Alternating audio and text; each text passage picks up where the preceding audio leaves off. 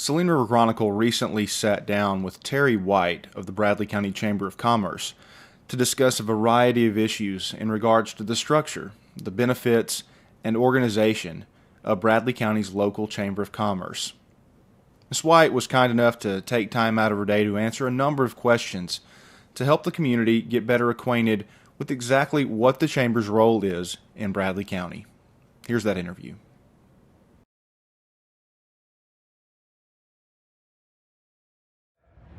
Well, I was on the executive board and I got promoted to the president, and then, I was asked to be president, and so I accepted, and then I'm chairwoman of the board. Right. And I'm going to start Monday as part-time office manager.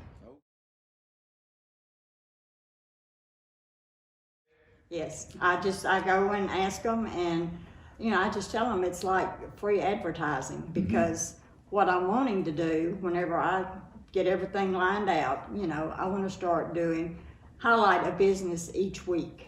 If they're a member, I just want to take a random picture of their business and then just put a little small paragraph on there about what they do, the services they offer, and do that so that when people contact the chamber or they go to the website and they look, then they can see for themselves,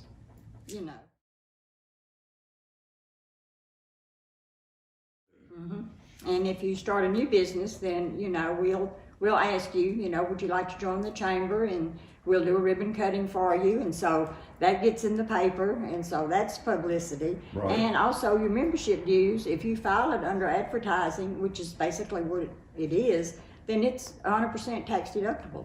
That's it.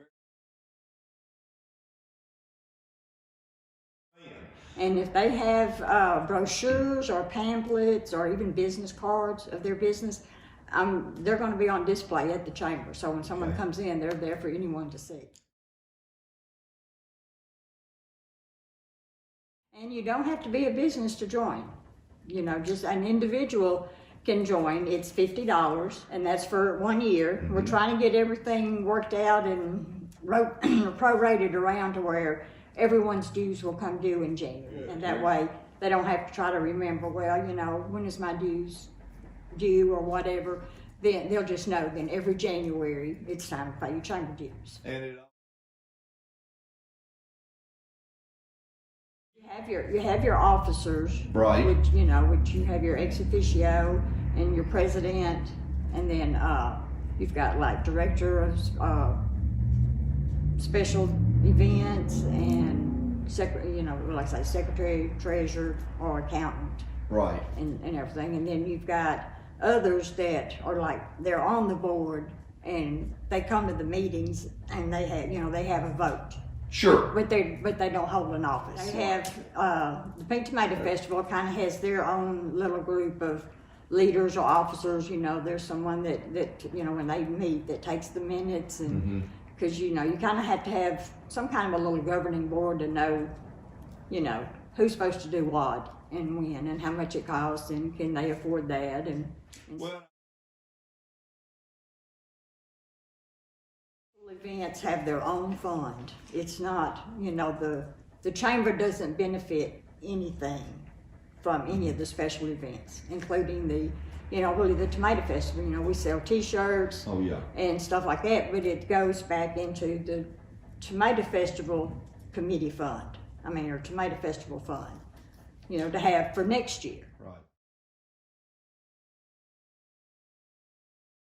Well, for Easter, we have the big Easter egg hunt at the city park, which last year COVID interfered with that. We're hoping that maybe this year that, we'll get to do it.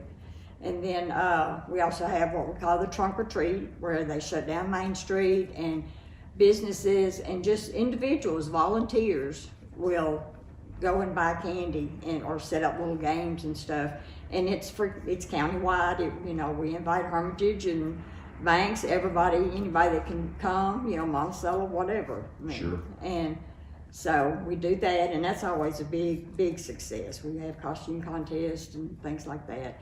And then we have our Christmas on Main, and it's a different theme every year. We use the old Martin's lot to set up for that. And then we have the Christmas parade, and we always have Santa Claus.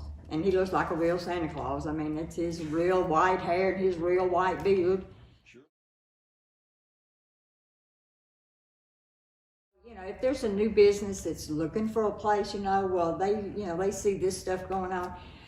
We just want to create a hometown family experience. Yeah.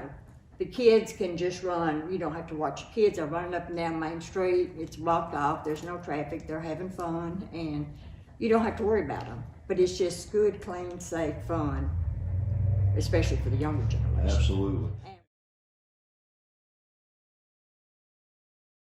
We wouldn't be able to do it, yeah. But the volunteers are awesome, and we even have those that are unable to actually help or participate.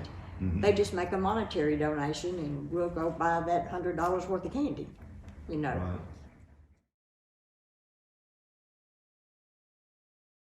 Sure, when we're gonna start back, it'll probably be maybe March or maybe April. Yeah. And we'll start back, and we'll do it once a month. And if I'm not at the chamber, just leave a message, because I check the messages just about every day. Okay. People call the chamber all the time and ask us, do you have, someone called not too long ago and asked about alignments for vehicles. Yeah. And I told them that we had 2 places in town that did that, and I gave them the businesses, and so, it helps. So we want to thank Ms. White for sitting down and talking with Saline River Chronicle about the valuable work the Chamber does. It's an important organization in our community, and we look forward to the many events they've got planned over the coming year.